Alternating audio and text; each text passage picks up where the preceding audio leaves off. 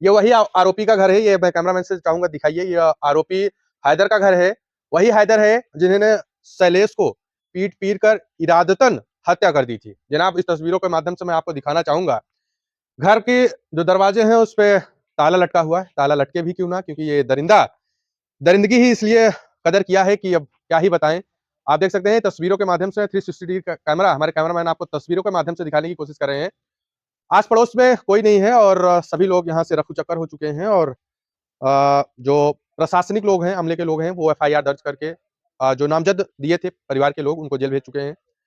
ऐसे में मैं चाह रहा था कि आपको वो तस्वीरें दिखाऊं। ये हैदर की तस्वीरें हैं, घर की तस्वीरें हैं और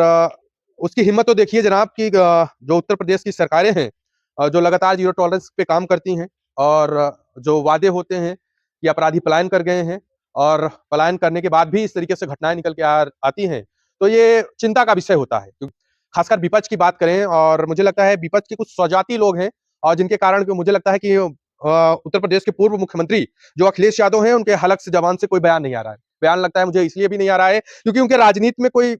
ना कि दिक्कत आ जाएगी कि मेरा वोट बैंक कहीं दूसरी खेमे में ना चला जाए। तो जनाब, वही मुझे लगता है कि राजनीति के बैनर तले ये लोग समाज पे जिस तरीके से सौदागर बन बैठे हैं, चाहे पूर्व मुख्यमंत्री अखिलेश यादव हो या फिर तमाम वो नेता हो जिनका बयान अभी इस घटना को लेकर के नहीं है, क्योंकि आरोपी चाहे जिस जात का हो, जिस धर्म का हो, जिस समुदाय का हो, आरोपी आरोपी होता है। लेकिन आरोपी को लेकर के जिस तरीके से संरक्षण दिया जा रहा है, संरक्षण ही दिया जा रहा है कि लगातार जहाँ पे अन्य जातियों के साथ अगर मुझे लगता है कि घटनाएं कारित होती है, अन्य समुदाय के साथ घटनाएं कारित, तो तमाम मुझे लगता है हिंदूवादी वो संगठन के लोग सम्मिलित हो जाते हैं जो अपने आप को हिंदू और हिंदू राष्ट्र बनाने की परिकल्पना करते हैं। लेकिन वहीं दूसरी तरफ जब शैलेश यादव के साथ ये घटनाएं कारित होती है तो ना तो हिंदूवादी वो संगठन के लोग खड़े होते हैं, ना तो उनका कोई बयानबाजी आती है, ना तो कोई बजरंग दल का वो नेता पीड़ित परिवार से मिलने आता है और ये सांत्वना देता हो कि नहीं बाबूजी, हम आपके साथ हैं, आपके पीड़ित परिवार, आपके घर, आपके शैलेश को न्याय दिलाने के लिए आपके परिवारजनों के साथ हैं, आपके माता के साथ हैं, आपके पिता के साथ हर संभव मदद करेंगे। लेकिन जनाब ऐसा नहीं हुआ। ऐसा इसलिए नहीं हुआ क्योंकि जो कुछ लोग को राजनीति की रोटी सेकनी थी और रोटी सेकनी भी क्यों ना हो, क्योंकि उनको राजनीति करनी है, इसीलिए इस तरीके से दरकिनार कर रहे हैं। फिलहाल तमाम राजनीतिक दल तमाम तरह की प्रतिक्रिया दे या ना दे, लेकिन उस हम घटना को थोड़ा आपको बता दें। ये घटना लगभग 30 तारीख की बताई जा रही है। 30 तारीख को जो हैदर है, उनकी बेटी थी, उनकी बेटी किसी चांद बाबू नामक लड़के से मोहब्बत करती, प्यार करती थी। मुझे लगता है कि उसी बात को, जैसा कि पीड़िता का बयान है, पीड़िता का बयान ये है कि चांद बाबू जिस लड़की से प्यार करता था, उसी प्यार मोहब्बत के कस-कशिश को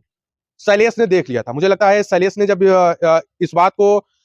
देखा अपनी आंखों से कि चांद बाबू और उस जो हैदर की बेटी है, उनके जो बीच का प्रेम प्रसंग है, वो शैलेश ने देख लिया था। मुझे लगता है कि यही नागवार साबित हुआ चांद बाबू को कि ये मेरी पोल को खोल देगा। जैसा कि अभी शैलेश के पिताजी, माताजी और उनके दादाजी जो बयान देते हैं, उस बयान को अगर देखें तो ये बात स्पष्ट आ रही है कि शायद चांद बाबू का जो एक सीक्रेट था, टॉप सीक्रेट, जो कहीं न कहीं तो मुझे लगता है कि कब से उनका प्रेम प्रसंग चल रहा था, वो तो चाँद बाबू जाने और वो लड़की जाने। लेकिन जिस तरीके से उनके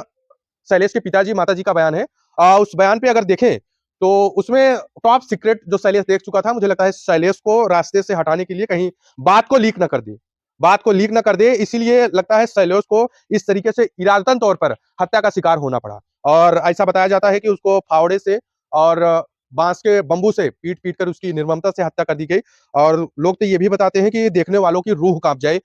इस तरीके से जो है उसकी हत्या कर दी गई। तो ये उत्तर प्रदेश है जनाब, यहाँ तो विकास कम लगता है, हत्या और मर्डर, रेप ज़्यादा ही होते हैं। ये पहली खबर नहीं है। जनपद के तमाम जिलों से कोने-कोने से खबर निकल के आ रही हैं कि इस तरीके से घटनाएँ कारित हो रही हैं। लेकिन फाइनली मेरा तमाम राजनीति, चाहे सत्ता दल के लोग हों, चाहे विपक्ष के लोग हों, मेरा सभी से यही निवेदन है कि बुनियादी चीज़ों पे राजनीति करें तो ज़्यादा बेहतर होगा, क्योंकि और सरकार सत्ता जिस तरीके से दावे करती है, ज़ीरो टॉलरेंस की बातें करती है कि अब अपराधी उत्तर प्रदेश से पलायन कर चुके हैं, अपराधियों की कोई जगह नहीं। तो अपराधियों की अगर कोई जगह नहीं है, तो इस तरीके से अपराधी कैसे पनप रहे हैं, कि इनके हौसले क्यों बुलंद हो रहे हैं कि अब लोगों की